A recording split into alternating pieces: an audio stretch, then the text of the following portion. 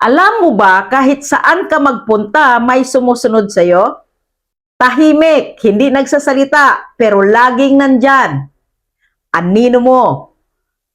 May isang tao, araw-araw siyang naglalakad sa ilalim ng araw. Napansin niya ang anino niya, laging nakasunod, pero minsan mahaba, minsan maikli, minsan halos hindi niya makita. Isang araw na inis siya, sabi niya, bakit ganito to? Bakit hindi consistent? Kaya ang ginawa niya, sinubukan niyang takbuhan ang anino niya. Tumakbo siya ng tumakbo pero hindi niya ito matakasan. Sinubukan niyang habulin pero hindi niya rin maabutan hanggang sa napagod siya. At doon niya na-realize, hindi niya kontrolado ang anino niya pero kontrolado niya kung paano siya gagalaw. Ngayon, i-connect natin yan sa buhay mo bilang content creator. Ikaw, may anino ka rin.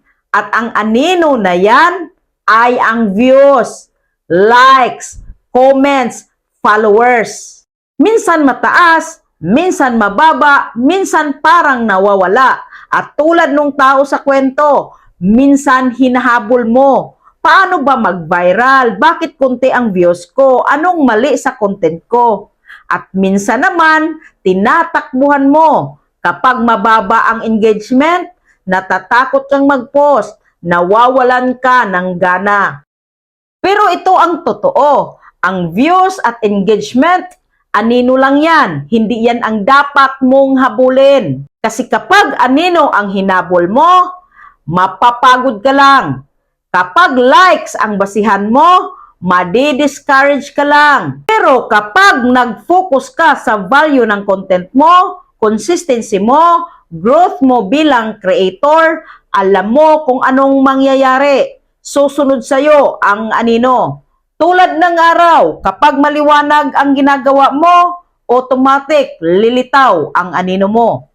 Hindi mo kailangang pilitin ang views. Hindi mo kailangang habulin ang likes. Ang kailangan mo lang magpakita, gumalaw, magpatuloy. Kasi tandaan mo ito, hindi sinusundan ng anino ang taong nakatayo lang. Sumusunod ito sa taong gumagalaw. Kaya kung ikaw ngayon, nadi-discourage dahil mababa ang views, naiinis dahil walang engagement, ito ang paalala ko sa iyo, hindi nawawala ang anino mo. Nag-a-adjust lang ito sa liwanag na mayroon ka. Kaya magpatuloy ka, mag-create ka pa, mag-improve ka pa, magbigay ka pa ng value. Dahil darating ang araw, hindi mo na mapapansin, pero malaki na ang anino mo. At tandaan mo ito, hindi mo kailangang habulin ang resulta. Kapag tama ang ginagawa mo, susunod ito sa'yo. Kung magfo-focus ka na sa growth, hindi sa views, i-comment mo, hindi ko na hahabulin. And see you in the comment section.